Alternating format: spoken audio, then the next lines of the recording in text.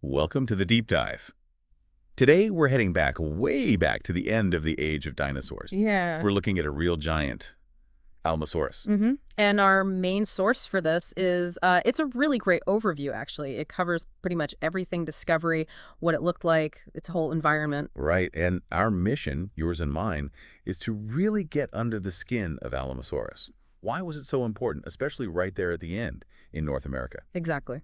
We want to uncover what made it tick, its significance. And believe me, there are some surprising things about this one, about its place in history. Okay, let's jump right in. The name, Alamosaurus. It sounds kind of familiar, maybe. Makes you think Texas, perhaps? The Alamo. Yeah, that's what a lot of people think. And Alamo does mean poplar in Spanish, like the cottonwood trees you find out west. Uh-huh. No, it's actually named for the Ojo Alamo Geological Formation. That's in New Mexico. Oh, okay. That's where the first bones turned up back in 1921. So, yeah, nothing to do with San Antonio. Right.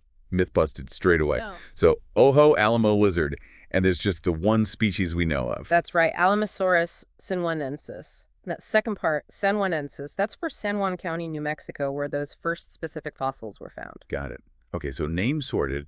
What about the timing? When was this giant actually walking around? We're talking the Maastrichtian age, so the very, very end of the Late Cretaceous period, literally the last slice of dinosaur time. Wow. And what's really fascinating, it's the only titanosaur, those huge long-necked sauropods, the only one known from North America after this massive gap, like 30 million years, with almost no sauropods found. Wait, 30 million years? With nothing? And then bam, Alamosaurus appears. Pretty much, yeah. It's a huge gap. So where did it come from? How does a giant like that just reappear? Well, the main theory, the one with the most traction right now, is that it was probably an immigrant. An immigrant from where? Likely from South America, its ancestors. Huh. Yeah, it's a great story. We can definitely circle back to how that might have happened. Okay, yeah, let's park that for a moment. Before we get into migrations, just how big was this Ojo Alamo lizard? Give us the scale. Okay, so your average adult, we're thinking around 26 meters long. That's, what, 85 feet? 85 feet. Like 3 big buses end to end. Exactly. And about 5 meters, so 16 feet tall, just at the shoulder. Just the shoulder. Yeah. And weight-wise, somewhere in the ballpark of 30 to 35 tons. That's 33 to 39 short tons. A really hefty animal. That's staggering, but I think I've read somewhere there might have been even bigger ones. Hints of larger individuals. Oh, absolutely. We've found some isolated bones, single vertebrae, bits of limbs that suggest some Alamosaurus could have been truly enormous. Like how enormous? Like potentially rivaling the biggest South American titanosaurs. We're talking Argentinosaurus, Portosaurus size. Whoa. So if that's right, Yeah. it could be the largest dinosaur ever found in North America. Bigger Yep. than T-Rex, easily. In terms of sheer mass, oh, almost certainly, yeah. Thomas Holtz, a paleontologist, he's put out estimates suggesting maybe 30 meters, 98 feet, or even more in length. Wow. And weights possibly tipping the scales over 72, maybe even 80 tons. 80 to 88 short tons. Just imagine. Hard to even picture that. And wasn't there one specific bone, a leg bone, that was particularly massive? Yes. Scott Hartman, another paleontologist, looked at this huge tibia, a lower leg bone. It was incomplete, but massive. Based on that, he estimated an animal maybe 28 to 30 meters long, 92 to 98 feet, and yes, similar weight class to Argentinosaurus. So that confirms it then. Well, Hartman himself adds a note of caution. We can't be 100% sure if that giant tibia belonged to a really big Alamosaurus, or maybe it's a whole new species of giant titanosaur I haven't even named yet. Ah, okay. So a bit of a mystery still hangs over its maximum size. Exactly. There's always more to discover. Okay, so we know it was huge, maybe even beyond huge. What did it look like, this armored giant? Well, think classic sauropod shape, just scaled up massively. 4 legs, massive body, long neck, long tail. Standard layout. Pretty much. But interestingly, its limbs seem relatively long for its overall size. And a big find in 2015 confirmed it had bony armor. Osteoderms. Osteoderms, like plates in the skin. Yeah, exactly. Embedded bony plates, probably for some protection. Armor on something that big. That's Oh. interesting. Did we ever find a skull? I always wondered what their heads looked like. Oh, the skull problem. No, unfortunately, no complete Alamosaurus skull has turned up yet. That's pretty common for sauropods, sadly. Their heads were relatively small and fragile compared to the body. Right. But we have found teeth associated with skeletons. They're sort of rod-shaped. What do they tell us? Suggests it was probably stripping leaves off branches, that kind of feeding. Pretty typical for titanosaurs. And we know some details about the vertebrae, like the middle tail ones had elongated centra, the main body part of the vertebra. Okay, small details, but important, I guess. What about the vertebrae themselves? Any other unique features? Yeah, something called lateral fossa. These are like depressions or hollows on the sides of the vertebrae. Okay. In Alamosaurus, they're like shallow scoops, pretty similar to what you see in Saltosaurus, Malosaurus, and a few others. And that's different from other sauropods. It is. If you compare it to, say, Venenosaurus, its fossa were deeper, more complex, like divided into two chambers. And Alamosaurus also had thicker forearm bones, the radii, compared to Venenosaurus. These might seem like minor points, but these little differences in bone structure are like clues. They help us figure out who's related to who in the big sauropod family tree. Evolutionary fingerprints. Kind of. Okay, so we're getting a clearer picture. Giant, armored, long limbs, specific vertebrae. What about its life? How did it grow? How long did it live? Well, there was a study back in 2008 that tried to estimate its growth. They figured it could reach that massive adult weight, over 32,000 kilos, what's that, 70,000 pounds, in about 45 years. 45 years to get that big. Yeah, which means growing maybe up to 1,000 kilograms, like 2,200 pounds per year. Wow. Fast growth and lifespan. That's harder to pin down precisely from fossils, but you might remember in BBC's Prehistoric Planet, they depicted one living to at least 70 years old. 70 years. That's a long life for a dinosaur. It really is. Suggests they were pretty successful, robust animals. And moving all that bulk around, were they fast? Or just slow plotters? Definitely not winning any races. Yeah. Fossil trackways, footprints believed to be from Alamosaurus, suggest a pretty slow walking speed, maybe 3 or 4 kilometers an hour. That's like 2.5 miles per hour. A slow stroll. Pretty much. But interestingly, the tracks show they held their tails up off the ground. No tail drag marks. Impressive balance for something so big. Okay, let's rewind a bit. You mentioned the first discovery in 1921. Tell us more about how he found out about Alamosaurus. Right, so the holotype, the very first specimen used to define the species, was found in June 1921, Beryl Springs Arroyo in New Mexico. A team led by Charles Gilmore found it in what we now call the Nashuibito member of the Ojo Alamo Formation. Yeah. Since then, more bones have popped up in Utah, in the North Horn Formation, and down in Texas, in the Black Peaks and Javelina formations. All date to that same final stretch of the Cretaceous. So it was pretty widespread across the Southwest back then. Seems like it, yeah. Any other really key finds after that first one? Oh, yeah. A big one was in 1946, a more complete skeleton from Utah was described. That gave us a much better idea of its overall shape, including a complete tail and forelimb. That must have been huge for understanding it. Definitely. And more recently, a juvenile skeleton was found in Texas. That's super important for studying how they grew from young'uns to giants. Right, seeing the growth stages. Exactly. And you know the big skeleton mount at the Perot Museum in Dallas? Yeah. That's largely based on 9 neck vertebrae found still connected together, articulated by a student just out hiking in 1997. No way. Just stumbled upon articulated neck bones of a giant dinosaur. Incredible luck, right? Yeah. Just goes to show finds can happen anywhere. Amazing. So it sounds like Alamosaurus fossils aren't super rare then, if people are hiking and finding them. Well, finding a complete skeleton is always rare for any large dinosaur. But yes, individual bones, partial skeletons. Alamosaurus bits are actually among the more common late Cretaceous dinosaur fossils we find in the southwestern U.S. Okay, that makes sense. Right, let's tackle its place in the family tree. Where does Alamosaurus fit in with all the other dinosaurs? Okay, so when Gilmore first described it in 22, he just put it broadly in Sauropoda, long neck group. General category. Right. But by 1927, they'd narrowed it down to Titanosauridae, recognizing it belonged with those advanced, often armored titanosaurs. It's definitely seen as an advanced or derived member of the Titanosauria group. But where exactly within that group is that settled?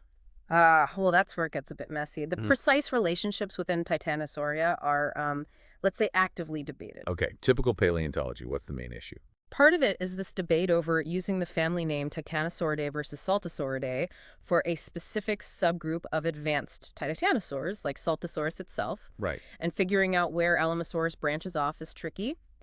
Some studies put it close to a group called Opisthecoelacarinae, Others link it more closely to Saltasaurinae, and some suggest it might be outside the Saltasauridae family altogether. So lots of possibilities. Yeah.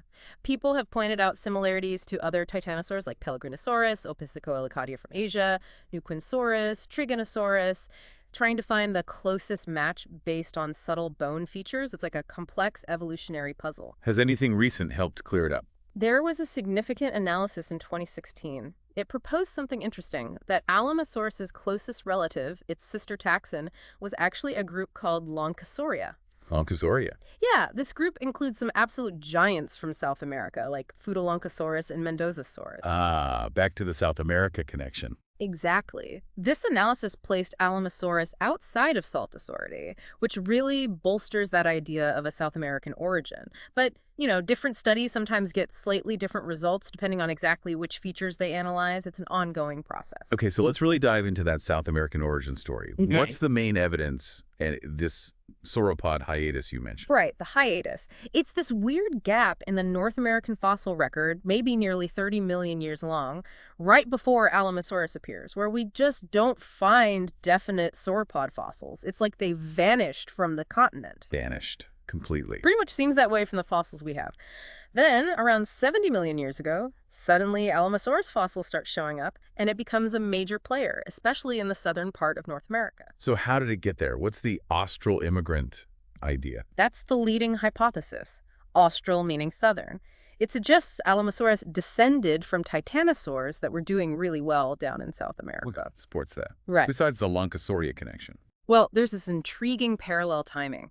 Around the same time Alamosaurus pops up in North America, we see hadrosaurs, duck-billed dinosaurs, appearing in South America. And these South American hadrosaurs are closely related to North American ones. Huh. So animals moving both ways. It suggests some kind of connection, yeah. Maybe temporary land bridges or a chain of islands they could cross, a shared dispersal route opening up. But crossing water, even islands, for a massive animal like Alamosaurus, that sounds tough. It's definitely a challenge to picture, and it's one of the tricky parts of this scenario.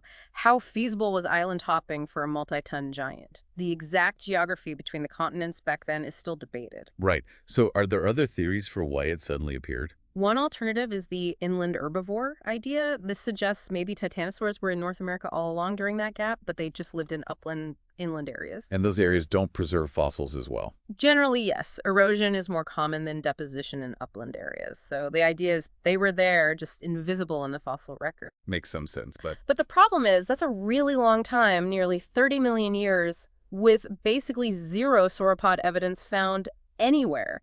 Not even in rocks that might represent those upland areas. So many find that explanation less likely. Okay. What about coming from Asia, over the Bering Land Bridge? That's been considered too, especially since, as we mentioned, it shares some traits with the Asian Opisthecoelacadia. Right. Lots of dinosaurs crossed that bridge. True, but sauropods generally weren't fans of cold, high-latitude environments. That northern route would likely have been pretty inhospitable for a giant titanosaur. Ah. Plus, we don't find any similar sauropod fossils in places like Alaska or northern Canada, which it would have had to pass through to get down south. So roadblocks on the northern route. Seems like it. Which brings us back to the South American origin as the most plausible explanation based on current evidence. The phylogenetic links seem strongest there. Incredible, these ancient migrations. Just amazing to think about. Okay, let's paint the scene. What was Alamosaurus's world like at the very, very end of the Cretaceous? It's actually so characteristic of its time and place that we talk about the Alamosaurus fauna. It defines the whole animal community of the southwestern U.S. in the late Maastrichtian. So it was the dominant feature. In terms of large herbivores in that region, yes. And its appearance marks a shift from earlier late Cretaceous faunas. We see this environment potentially dominated by Alamosaurus and also, famously in Texas, huge numbers of the giant pterosaur Quetzalcoatlus. Quetzalcoatlus too. Wow. What does that tell us about the environment? It might suggest a move towards maybe semi-arid inland plains, perhaps a bit drier, more open than earlier periods. Interesting. Did it live alongside other famous dinosaurs? Oh, yes. We have evidence from Wyoming, the Evanston Formation, that it shared territory with Triceratops. Alamosaurus and Triceratops, icons together. Absolutely. And its fossils come from those key formations: Ojo Alamo in New Mexico, North Horn in Utah, Javelina in Texas. The Javelina Formation has even given us radiometric dates around 69 million years ago for some Alamosaurus remains, right near the end. 69 million years. Yeah. Cut it close.